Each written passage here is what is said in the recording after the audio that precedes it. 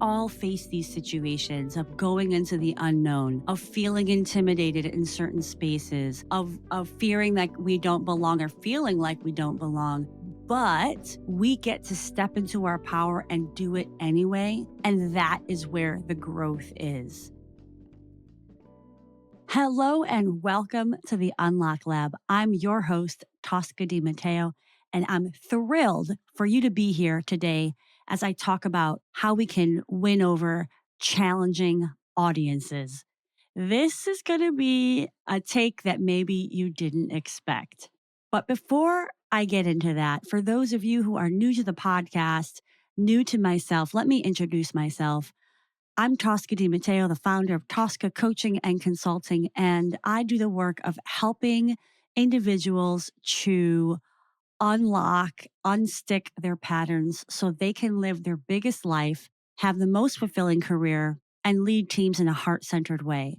If you want to learn more about how I can support you or your teams, visit CoachTosca.com. All right. Look, I'm going to be really honest with you guys. I'm a little bit freewheeling this. I mean, I'm kind of always kind of freewheeling my podcast. I don't script them out. I don't do a whole lot of, bullet pointing, but this one definitely winging more than usual. Partly because I am about to step foot out of my Brooklyn home and take a quick trip to the mountains for a change of scenery to see my uncle, all the good things. But I wanted to talk to you about probably the most challenging audience that I have had to speak to date. And it happened this week. And this is the end of March. So I was actually intimidated by this audience. Now, you may be thinking, was this a group of CEOs? Was it a group of folks in an industry I'm not familiar with? Nope, none of the above. You ready for it? I was talking to a group of girls, of teenagers, 13 to 18 years old, as part of a pro bono opportunity with Girls Inc.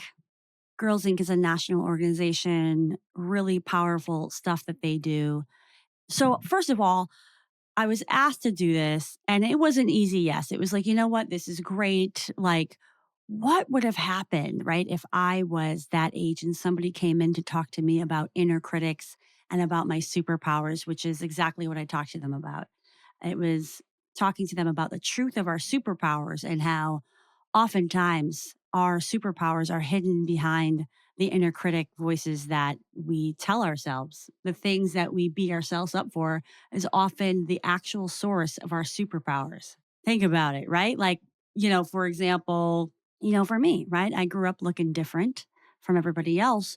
And I beat myself up for years and years about it, wishing I was anybody else. But the truth is that because of that, I have so many superpowers like empathy, like being inclusive in how I bring groups together, and on, right? So this is a topic right here that you can kind of pause with and think about. What are the things you shame yourself for? Maybe you're embarrassed by, or maybe that you hide. And that is probably a source of a superpower that you haven't quite acknowledged within yourself yet. All right. So there's that golden nugget. But moving on to this audience. So as typical, right? I go through the preparation process, right? I consider, okay, like what's the topic? What's the description? What's the overall way I'm going to approach this session to facilitate? Now, mind you, I didn't know a whole lot about the venue. I didn't know a whole lot about the situation, but I knew that there was going to be about 50 girls in the room. I was doing 2 different sessions.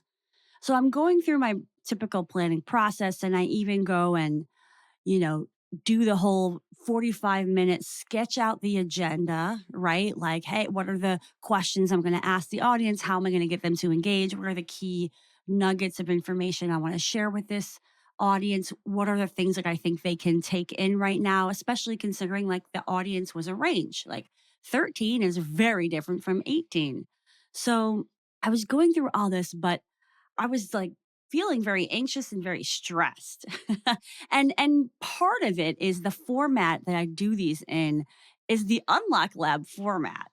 So if you didn't know, I actually offer to have facilitated conversations, which is really about social learning and the group kind of experiencing their own wisdom. And I'm the facilitator of that. So it's always scary, I think, to have this type of format because it's not about stuffing information down their throat and following a PowerPoint. It's really about having an intention, about being clear about what content and stories you want to share as a way to open up the conversation for the participants to have the experience that is most beneficial to them. So a lot of it is about getting out of the way of what's needed to happen in the moment. And, with this age group, I knew that I had to go in there and do a little bit more content delivery because they needed a foundation for what we were talking about. And also knowing that at this age group, they can be very shy, hard to pull things out of them, especially these topics, which are highly sensitive and it's very vulnerable topics, right? Even for kids, right? To talk about out loud and to others to say like, yeah, I've got these voices in my head that tell me I'm ugly or I'm not pretty or they tell me I'm not smart enough or good enough. So I was aware of all that. But it wasn't until I was getting really close to the day of the conference that I dug deeper into why was I feeling so anxious and what was really going on because I knew that while I was sending like love to like these girls that were going to be in my room and I was like trying to vibe into like how might they be feeling, what might they be thinking. What I realized was I had a lot of old fears and past experiences that were clouding what I was thinking was going to happen or fearing would happen. It came from my own experience being a teenager and feeling like these are really scary places to be around other teenagers because I know that they are the ultimate truth tellers. They will, they size you up. They're trying to understand if they can trust you.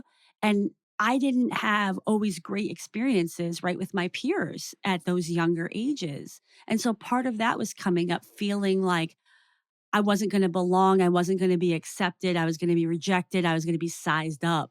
And not only that, but I had an experience, this was back in, I don't know, 2015-ish, and I had a little sister. She was 11 with big brothers, big sisters, and it was a really challenging situation. Like, I poured so much love onto this relationship, but it wasn't working. I don't even know why, but that relationship ended up dissolving because the organization realized, hey, this isn't a fit right now. And that was a really hard situation for me because I could not connect with this little sister I was paired with. And I blamed myself. I looked at myself. What's wrong? Is it my fault? And so that kind of came back up, right? Which is like I couldn't connect, and it didn't work out. And then you pile on this reality is I knew I was going to be walking into a room. I was probably going to be one of a very few white women in the room. And that comes with a whole nother set of concerns about how do I connect with this audience? How do I show my authenticity in a way that connects?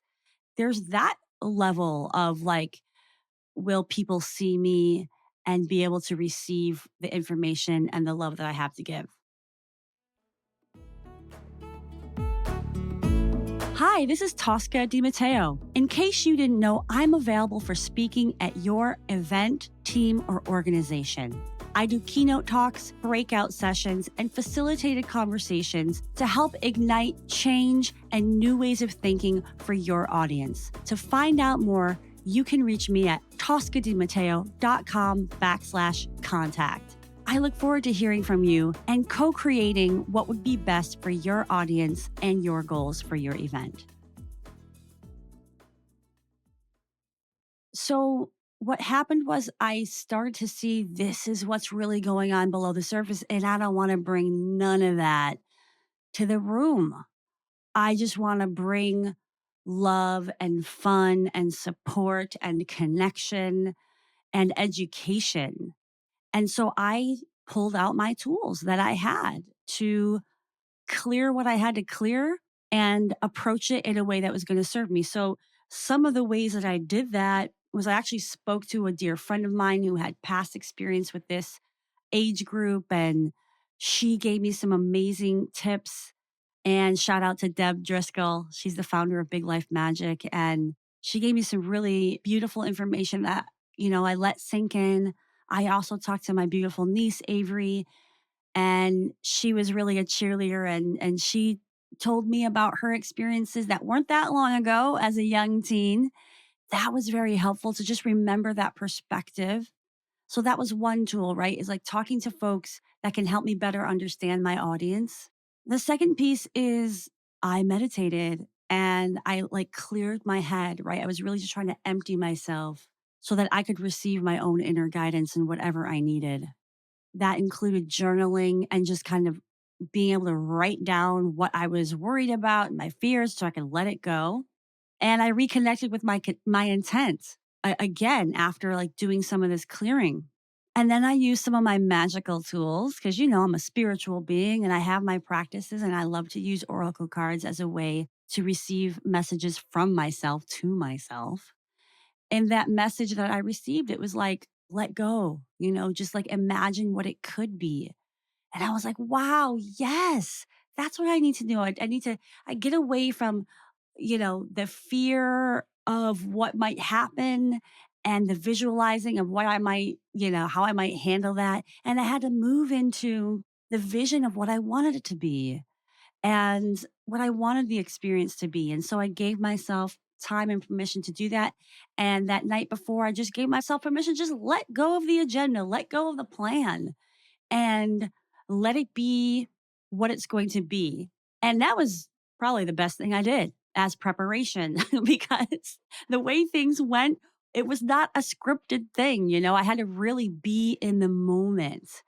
And I think that, gosh, for everything that we show up to, right? I don't care if it's like having a conversation with your daughter or if it's having a conversation with a boss or you're participating in a team meeting.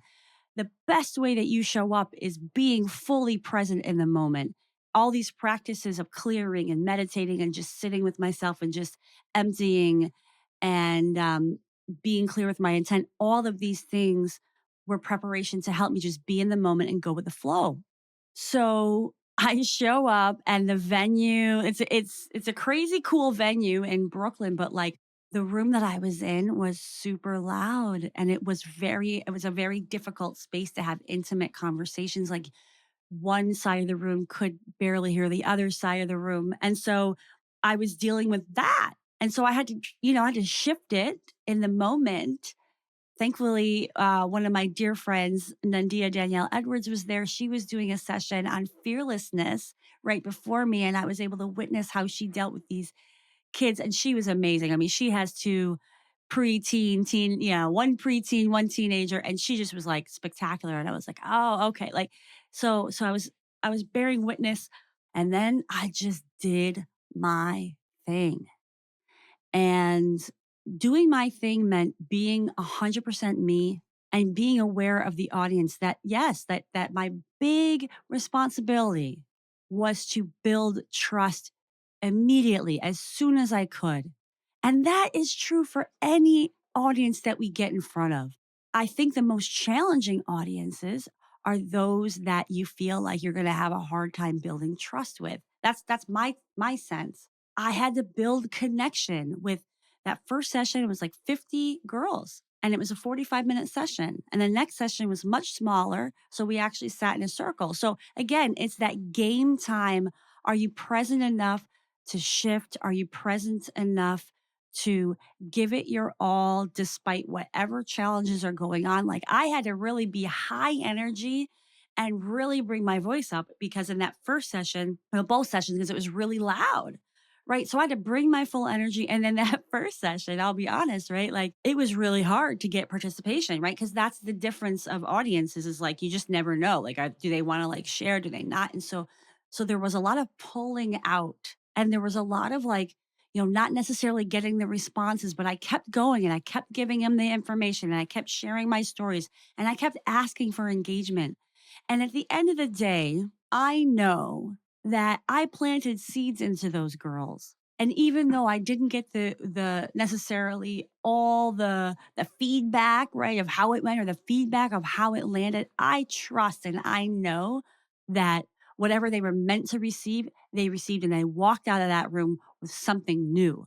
And I think that for anybody who is in these situations, I don't care if you're in corporate, you're trying to influence change, or you have your own business and you're putting out social media, that you have to trust that when you are aligned to yourself and you are your true self and you're your authentic self and you have good, positive, pure intentions, that what you put out in the world matters and it will reach who it's meant to reach and it will plant the seeds it's meant to plant. And so I feel really good about this challenging audience, you know?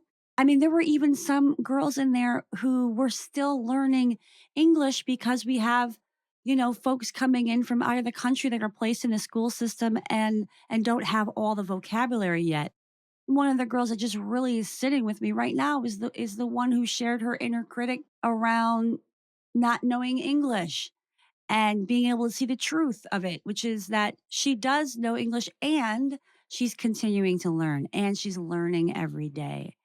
And I just wow, I just saw the light in her eye and to just accept where she is right now. And she literally decided to send that inner critic to the bottom of the ocean. And God, that was just a beautiful moment. Like, yes, like we don't need the inner critic here right now. And so she walked away with that tool, you know? It's just I'm putting the spotlight on how we can deal with challenging audiences and how we can look at how we approach it and that it matters what we put out, even if you don't see it in the moment or you don't see all of what you want to see in the moment, because part of it is like, what expectation are you setting? Like, what expectation did I set, in terms of the reception of it? And really, I didn't. I was focused more on my intent than what the outcome was going to be. And sometimes that really, really serves you to say, okay, like if I know this is my intent and here's what I'm trying to do, then the outcome is really out of your control because you can't control how other people react or receive you in the moment. So I know that was a lot. I feel like I was like really fired up there because I am, because we all face these situations of going into the unknown, of feeling intimidated in certain spaces, of fearing like we don't belong or feeling like we don't belong. But we get to step into our power and do it anyway. And that is where the growth is. It's not about passing the baton to the person next to you who was ready to take the ball. Sorry, I'm mixing up metaphors, but you know what I'm saying? Like you can pass the ball or you can hold the ball, you can take the ball, you can say, I'm going to give this a try. And I knew in this case, like this was my growing edge, right? Like this was almost the final frontier of audiences because I have talked to college kids and I've talked to folks, all the way up to like planning retirement, right? But these teenagers in this type of setting, in this group environment, this was different.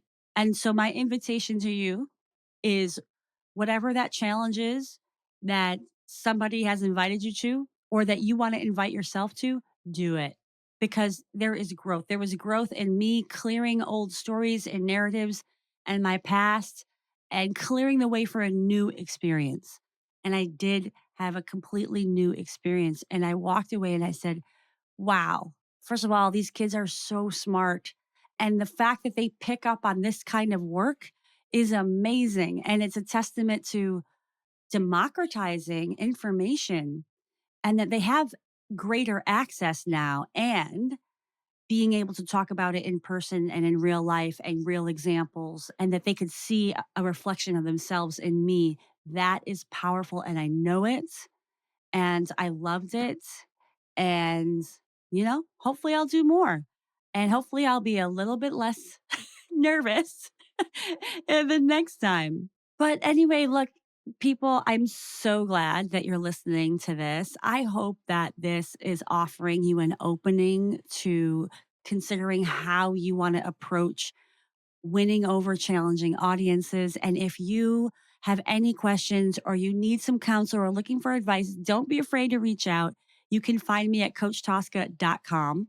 As a reminder, I do all access segments where you get to send in your question for me to answer live. The last one that I did was talking about overcoming networking anxiety? It was a beautiful question. So if you missed that episode, go back to it, the all access episode. Also in the show notes, you'll see a link if you want to submit a question anonymously. Thank you, as always, for being here with me in the Unlock Lab. It's been such a joy to share this story with you, and I hope that you take away some beautiful nuggets to support you in winning over your challenging audiences. I also want to take a moment to thank Girls Inc. for the opportunity to connect with these beautiful teenagers and this beautiful event that they held here in New York City. Until next time, ciao for now.